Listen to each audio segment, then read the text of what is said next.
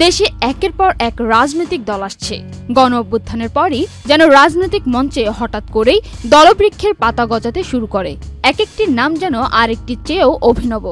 নিউক্লিয়ার্স party, জাগ্রত party, আম জনতার দল, আম জনতা পার্টি, জনতার বাংলাদেশ পার্টি, এমন অন্তত 2 ডজন দলের খোঁজ মিলেছে গণমাধ্যমে।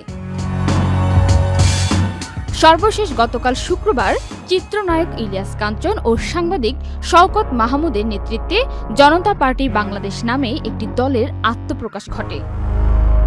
আজ শনিবার এই তালিকায় যুক্ত হতে যাচ্ছে আরেকটি দল। এই দলের নাম ঠিক করা হয়েছে বাংলাদেশ নতুন ধারা জনতা পার্টি। এছাড়া সামনে আরও দল আসতে পারে বলে গুঞ্জন রয়েছে।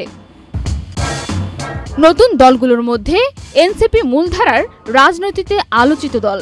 জুলাই গণঅভ্যুত্থানের নেতৃত্ব দানকারী তরুণদের গড়া এই দলের আত্মপ্রকাশ দেশের রাজনীতিতে একটি গুরুত্বপূর্ণ ঘটনা।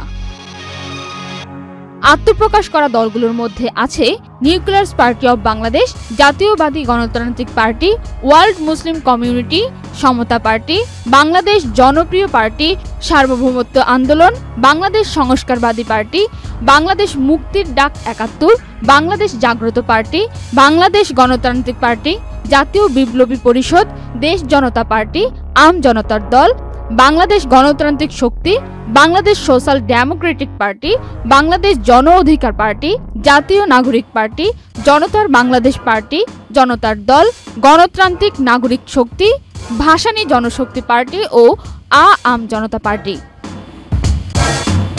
বাংলাদেশে নিবন্ধিত রাজনৈতিক দল মোট ৪৯টি। এর মধ্যে গত ৮ মাসে দেশে ২৬টি রাজনৈতিক দল ও প্ল্যাটফর্ম আত্মপ্রকাশ করেছে। এর মধ্যে রাজনৈতিক দল ২২টি ও প্ল্যাটফর্ম ৪টি। পান্না আক্তার, চ্যানেল আই। ওয়ালটন আবারও মিলিনিয়ার অফারে ওয়ালটন ফ্রিজ কিনে আপনিও হয়ে যেতে পারেন মিলিয়নিয়ার।